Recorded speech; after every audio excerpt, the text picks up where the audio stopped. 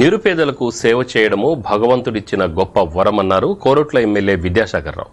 జగిత్యాల జిల్లా కోరుట్లలోని MLA camp కార్యాలయంలో విద్యాసాగర్ రావు తనయుడు డాక్టర్ సంజయ్ ఆధ్వర్యంలో గ్రేస్ క్యాన్సర్ ఫౌండేషన్ వారి సహకారంతో ఉచిత క్యాన్సర్ స్క్రీనింగ్ మెగా వైద్య శిబిరం నిర్వహించారు.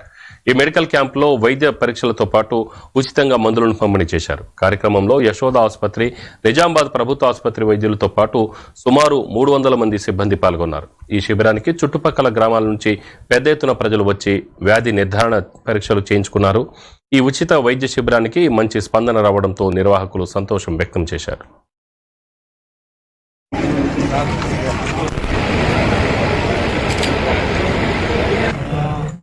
మరి అపాయింట్మెంట్ తీసుకోవాలంటే మనకు 4 రోజులు పడుతుంది. తన సర్జరీ చేయాలన్నా, తన అపాయింట్మెంట్ తీసుకోవాలన్నా 2000 కూడా మీకు శిరస్సు వంచి నమస్కారం చేస్తున్నాం సార్.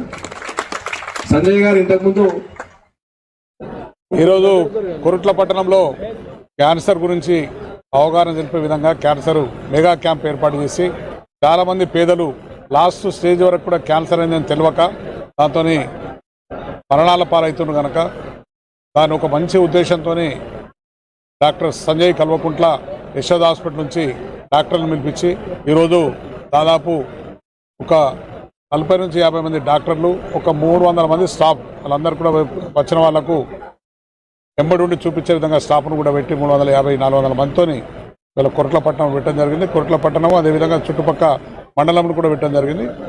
దీన్ని అందరూ కూడా ఉపయోగించుకోవాలని చెప్పి మేము 3 రోజులు 4 రోజుల నుంచి కూడా పట్టణంలో కూడా పబ్లిసిటీ ఇచ్చడం కూడా జరిగింది.